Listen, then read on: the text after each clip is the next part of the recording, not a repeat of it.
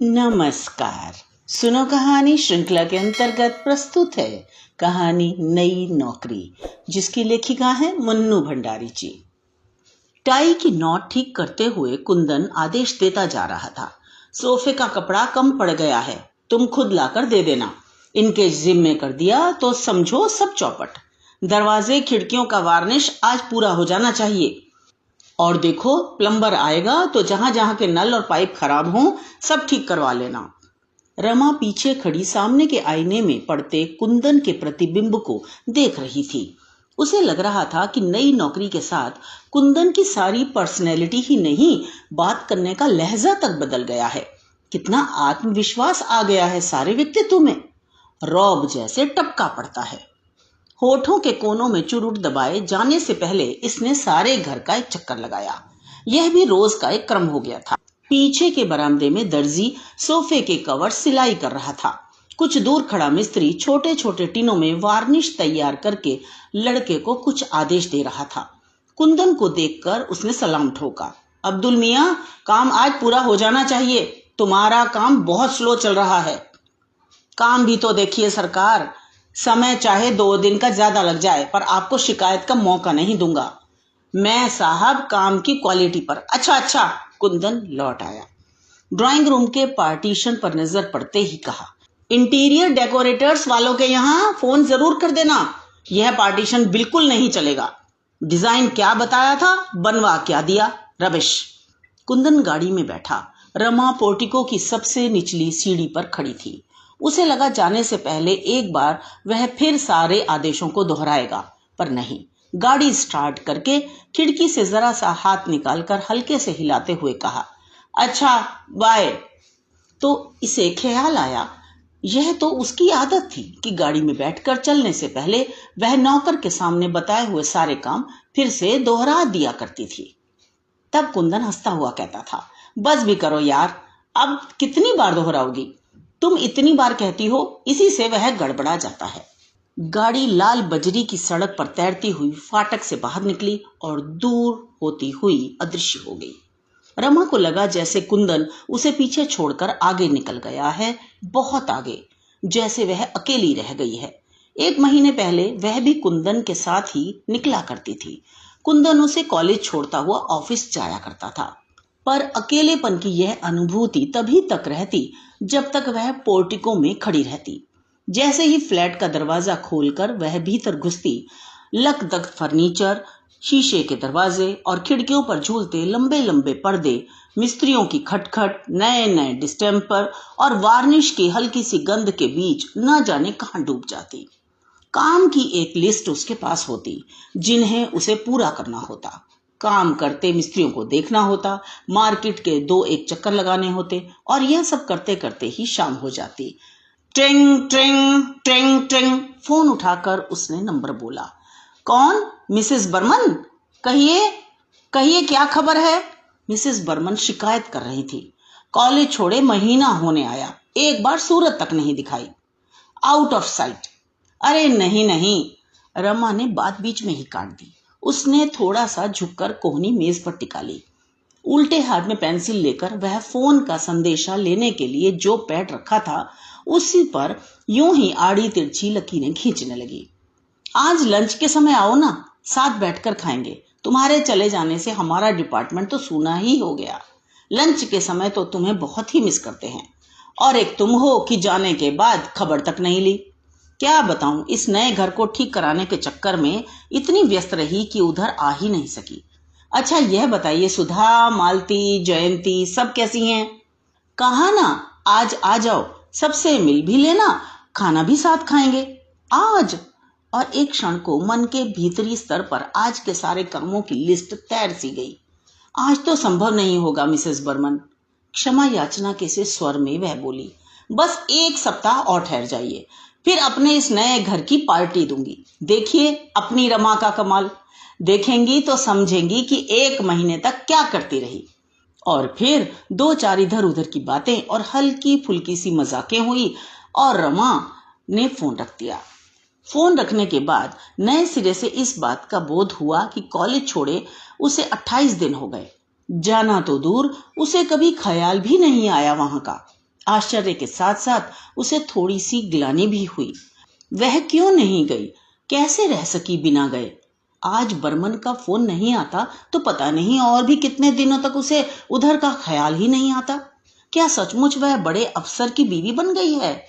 उसे मजाक में कसा हुआ जयंती का रिमार्क याद आया। एकाएक मन हुआ कि अभी चल पड़े, एक बार सबसे मिल ही आए। मना करने के बाद पहुंचकर वह सबको प्लेजेंट सरप्राइज देगी। उसने रसोई में जाकर 10-12 आलू के परांठे और चाट तैयार करने को कहा। ये दोनों चीजें वहां सबको बहुत पसंद थी। सारे डिपार्टमेंट में वह और मिसेस बर्मन ही विवाहित थीं। बाकी सब कॉलेज हॉस्टल में रहती थीं और अच्छी अच्छी चीजें खाने की उनकी फरमाइशें बनी ही रहती थी। उसे अपनी फेयरवेल पार्टी की याद आई। 10.5 साल की सर्विस थी। प्रिंसिपल ने अनेकानेक शुभकामनाओं के साथ फूलों के बड़े से गुलदस्तों के बीच पार्कर पेन का एक सेट रख कर दिया था। मिसेस चोपड़ा, आप इसी पेन से अपनी थीसिस पूरी करिए। जब भी वापस काम करने का मन हो, बिना किसी संकोच के चली आइए। यहाँ आपका हमेशा ही स्वागत है। उसके डिपार्टमेंट की सभी लेक्चरर्स गाड़ी तक छोड़ने आई थी। भाई रमा जी, कॉलेज भले ही छोड़ दीजिए, पर लंच के समय खाना लेकर जरूर आ जाया करिए। तो उसकी नम आंखों में भी हंसी चमक उठी थी। तब उसे चंदन की बात याद हो आई थी। तुम वहां पढ़ाने जाती हो या खाने? फोन पर भी जब तुम लोगों की बातें होती हैं तो खाना ही डिस्कस होता है। उसने केवल उन लोगों से ही नहीं कहा था, बल्कि मन में भी सोचा था कि लंच के समय वह कॉलेज चली ही जाया करेगी। आखिर उसे भी तो अपने को कॉलेज से एकदम काट लेने में काफी कष्ट होगा। इस तरह धीरे धीरे तो फिर भी। तो क्या कुंदन ने ठीक ही कहा था? कॉलेज छोड़ने का निर्णय लेकर वह चुपचाप रो रही थी और कुंदन उसे समझा रहा था। मैं कह रहा हूं, तुम्हें कतई अकेलापन नहीं लगेगा। तुम जरा भी कमी महसूस नहीं करोगी। Rather you will feel relieved. कितना स्ट्रेन है तुम पर आजकल। कुंदन को एकाएक विदेशी कंपनी में इतनी बड़ी नौकरी मिल जाएगी, इसकी आशा औरों को चाहे रही भी हो, कुंदन को बिल्कुल नहीं थी। डॉक्टर फिशर से पिछले 8 साल से उसके संबंध थे, विशुद्ध व्यावसायिक संबंध। उनकी प्रशंसा और सद्व्यवहार को भी वह व्यावसायिक औपचारिकता से अधिक कुछ नहीं मानता था। पर 10-12 दिन तक केवल जश्न ही मनाया था रमा और कुंदन ने। पैसे की उसे इतनी लालसा नहीं थी, पर मारवाड़ी कंसर्न का काम उसके टेम्परामेंट के बिल्कुल अनुकूल नहीं था। रमा इस नए माहौल से नितांत अपरिचित नहीं थी। क्लब, डांस, डिनर, कॉकटेल, यह सब वह बचपन से देखती आई थी, पर बस देखती ही आई थी, उसमें अपने को कभी घुला नहीं पाई थी। डॉक्टर फिशर ने कुंदन को नौकरी ही नहीं दी थी। धीरे धीरे वे उसकी सारी जिंदगी का पैटर्न भी तय कर रहे थे। उसे 2-3 क्लबों का मेंबर बनना पड़ा। आए दिन दूसरी कंपनियों के बड़े बड़े अफसरों को एंटरटेन करना पड़ता। विदेशियों को हिंदुस्तानी खाना खिलाने के बहाने उसे घर में भी बड़ी बड़ी पार्टियां करनी पड़ती। और 3 महीने पहले उसे कंपनी की ओर से यह फ्लैट मिल गया। उसने सोचा वह इस नए घर को निहायत ही ओरिएंटल ढंग से सजाएगा। विदेशियों के लिए तो यही नवीनता होगी। पर घर के लिए नया फर्नीचर बनवाने, चुन चुन कर चीजें खरीदने के लिए दोनों में किसी के भी पास समय नहीं था। कुंदन चाहता था यह काम रमा को करना चाहिए। उसकी रुचि बहुत अच्छी थी, यूं भी यह काम उसी का था। फिर उसकी सुरुचि और सुघड़ता के तो हल्ले भी थे मित्रों के बीच में। पर रमा के पास समय ही नहीं रहता। सवेरे उठकर वह बंटी को तैयार करके स्कूल भेजती, फिर खुद तैयार होती। तैयार होते होते ही वह नौकर को आदेश देती जाती, सारे दिन का काम समझाती। नाश्ता करते करते वह अपना लेक्चर तैयार करती। तैयार तो क्या करती, बस सूंघ भर लेती। फिर 9 बजे कुंदन के साथ ही निकल जाती। 3 के करीब वह लौटती, थोड़ा आराम करती और फिर शाम की तैयारी। बाहर नहीं जाना होता था तो घर में किसी को आना रहता था। रात 11, 11:30 पर वह सोती तो थक कर चूर हो जाती। कुंदन को उस समय हल्की सी खुमारी चढ़ी रहती। कहता, डोंट बी सिली, पार्टी में कैसे थक जाती हो, गाड़ी में बैठकर जाती हो, खाना पीना, हंसी मजाक, इनमें भी कहीं थका जाता है। गाड़ी में बिठा कर ले आता हूं। रमा तब केवल सुनी सुनी आंखों से उसे देखती रहती। मन के भीतर परतों पर हिस्ट्री के वे टॉपिक्स के तैरते रहते जो कल उसे पढ़ाने होते और जिन्हें वह जबरन ही दिमाग से बाहर ठेलने का प्रयास करती। कुंदन उसे बताता रहता कि डॉक्टर फिशर उससे कितने खुश हैं, कितना इम्प्रेस कर रखा है उसने। एकाएक ही उसे अपना भविष्य बहुत उज्जवल दिखाई देने लगा है। पता नहीं थकान के कारण या किसी और वजह से वह उतना उत्साह नहीं दिखा पाती तो कुंदन बिगड़ पड़ता। क्या बात है, देखता हूं तुम्हें कोई दिलचस्पी ही नहीं है मेरे राइज में। यू सीम टू बी, क्या बेकार की बातें करते हो, मुझे नींद आ रही है। कभी कुंदन फोन पर कह देता कि ठीक 7 बजे तैयार होकर रहना और आकर देखता कि वह तैयार हो रही है तो बिगड़ पड़ता। रमा, तुम्हें टाइम की सेंस कब आएगी? कभी घर पर खाना होता और कोई कसर रह जाती तो रात में बड़े संभल कर कहता, मैं यह नहीं कहता कि तुम खाना बनाओ, 3 नौकर तुम्हारे पास हैं, पर जरा सा देख भर लिया करो। ऐसे मौकों पर रमा कुछ नहीं कहती। उस दिन कॉलेज में रमा को एक पेपर पढ़ना था। उसने खुद ही ऑफर किया था। सोचा था इसी बहाने एक टॉपिक तैयार हो जाएगा, पर बिल्कुल भी तैयार नहीं कर पाई। रात में लेटी तो रोना आ गया। मुझसे यह सब निपटा नहीं। लौट कर बिना कपड़े बदले ही कटे पेड़ की तरह पलंग पर गिरकर उसने कहा, क्या नहीं निपटा? यह रवैया मेरे बस का नहीं है।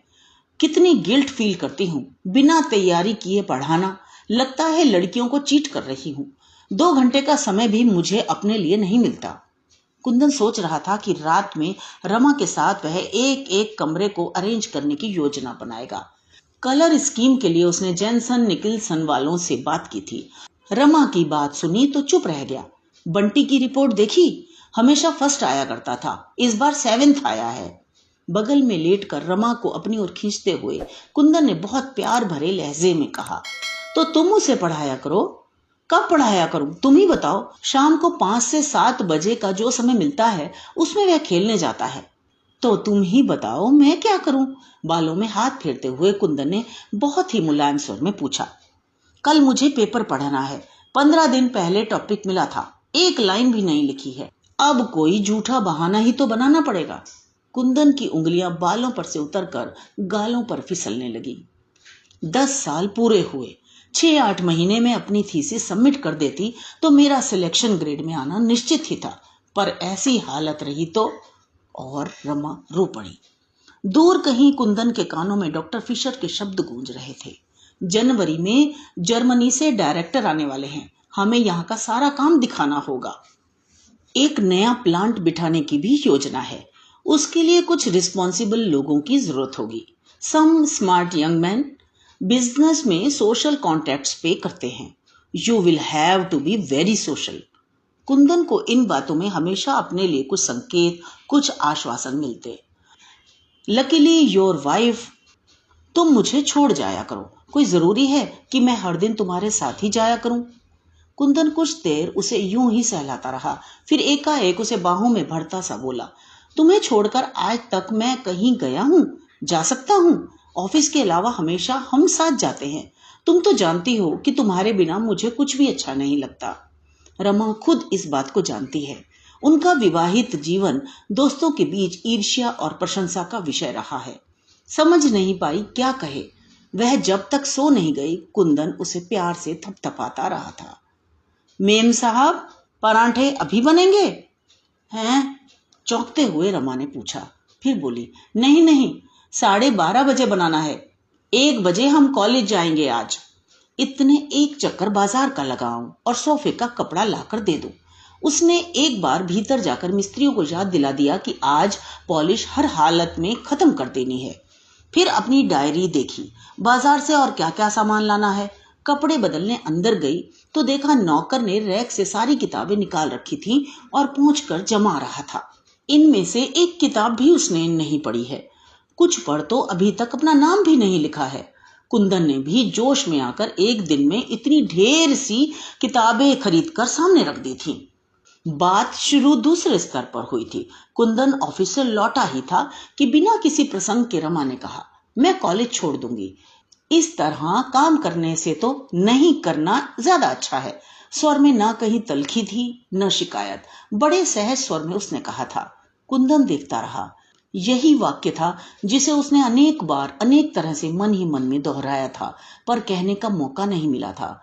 अब तो उसे यह और भी जरूरी लग रहा था, क्योंकि जनवरी तक उसे अपना सारा घर डेकोरेट करना था, ओरिएंटल स्टाइल पर। फिर भी उसने पूछा, क्या बात हो गई? कुछ नहीं। कुंदन को इस समय और बात खींचना अच्छा नहीं लगा। चाय का प्याला हाथ में लिए ही लॉन में निकल गया। कैक्टस की जितनी वैरायटी ला सकता था लाकर फाटक के दोनों ओर बड़ी खूबसूरत रॉकरीज बनाई थी, पर लॉन से वह अभी भी संतुष्ट नहीं था। चाहता था लॉन पर्शियन कारपेट में बदल जाए। रात में फिर वही प्रसंग चला। कुंदन उससे बचना भी चाहता था और जानना भी चाहता था कि रमा ने सचमुच ही यह निर्णय ले लिया है या कि केवल कुंदन पर अपना आक्रोश प्रकट कर रही है। पर रमा ने केवल इतना ही कहा, अब निभता नहीं, कल इस्तीफा दे दूंगी। स्वर के भीगेपन ने कुंदन को भी कहीं से छुआ जरूर। फिर भी सारी बात को एक हल्के मजाक में बदलने के लहजे से उसने कहा, छोड़ो भी यार, वैसे भी क्या रखा है एंशियंट हिस्ट्री पढ़ाने में? चोल वंश चेदी वंश के बारे में न भी जानेंगे तो कौन सी जिंदगी हराम हो जाएगी। रमा चुप। इससे तो तुम खूब किताबें पढ़ो, मैगजीन्स पढ़ो, कुछ छुटपुट क्लासेस अटेंड कर लो, बंटी को पढ़ाओ, दुनिया भर के बच्चों को पढ़ाओ और अपना बच्चा नेग्लेक्ट हो। रमा चुप। कुंदन उस चुप्पी पर खींच आया, फिर भी अपने स्वर को भरसक संयत करके बोला, तुम्हें शायद लग रहा है कि मेरी वजह से, इस नई नौकरी की वजह से तुम्हें अपना काम छोड़ना पड़ रहा है, पर यह तो सोचो, मुझे ही इस नौकरी में क्या दिलचस्पी है? तुम्हारे लिए, बंटी के लिए? मैंने तो ऐसा नहीं कहा। मैं तो यही सोच रही थी कि आखिर मेरे मन के संतोष के लिए क्या होगा। मेरा संतोष तुम्हारा संतोष नहीं है, मेरी तरक्की तुम्हारी तरक्की नहीं है। है क्यों नहीं?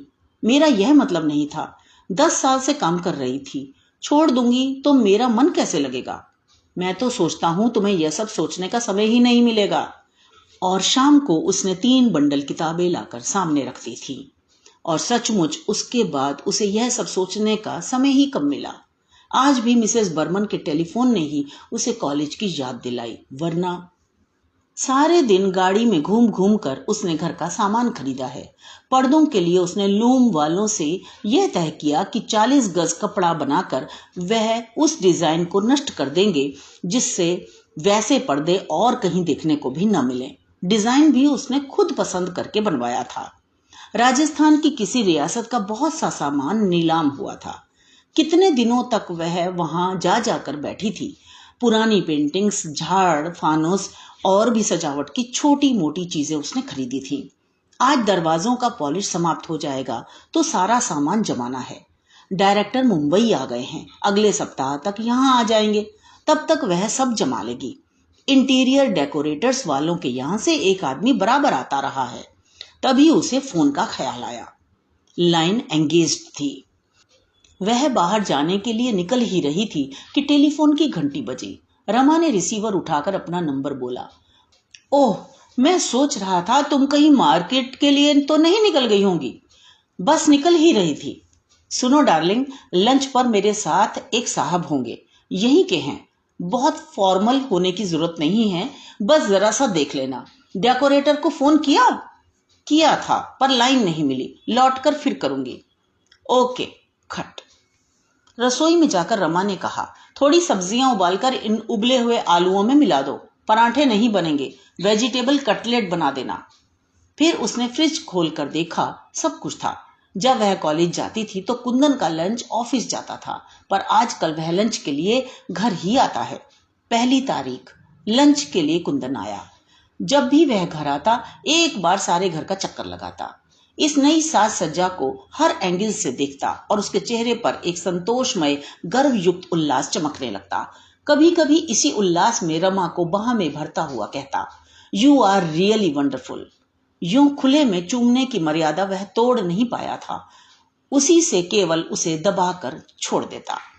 पूरा चक्कर लगाकर बोला, I think everything is in tune. क्यों? कलफ लगा नैपकिन फड़फड़ाता हुआ उसकी गोद में फैल गया। अब कोई आए मुझे चिंता नहीं। 5 तारीख को डायरेक्टर आ रहे हैं। मैं इस बार एक बड़ी पार्टी घर पर ही करूंगा। रमा खाती भी जा रही थी और उसकी प्लेट का ध्यान भी रख रही थी। जो चीज खत्म हो जाती रख देती। बस यार, वो रोब पटकना है कि डायरेक्टर की नजरों में जम जाऊं। एक बार ये लोग इम्प्रेस हो जाएं तो रास्ता साफ है। डॉक्टर फिशर तो जब भी कोई मौका आएगा मेरे फेवर में ही राय देंगे। रमा कुंदन के बच्चों जैसे पुलकमय आवेश पर मंद मंद मुस्कुराती रही। मेम साहब, आपका फोन है? किसका है? बोलो, बाद में करें। मेम साहब इस समय लंच ले रही हैं। कुंदन इस समय रमा को वह सारी बातें सुनाना चाहता था जो आज उसके और फिशर के बीच हुई थी। कितने स्पष्ट थे सारे संकेत। फिर भी वह अपने अनुमानों का रमा से समर्थन करा लेना चाहता था। कॉलेज से मिसेस बर्मन का है, बैरा लौटने लगा। अरे ठहरो। और रमा एकदम उठ खड़ी हुई। बातें शुरू हुई तो वह भूल ही गई कि कुंदन खाने की मेज पर बैठा है और वह खाना बीच में ही छोड़कर आई है। अरे डार्लिंग, आओ ना। तुम औरतों का भी बस एक बार चरखा चल जाए तो खत्म ही नहीं होता। रमा लौट ही रही थी। चरखा क्या, कोई इतने अपनेपन से बुलाए तो मैं ठीक से बात भी ना करूं, यह भी कोई बात हुई भला? अच्छा अच्छा, अब अपना खाना खत्म करो।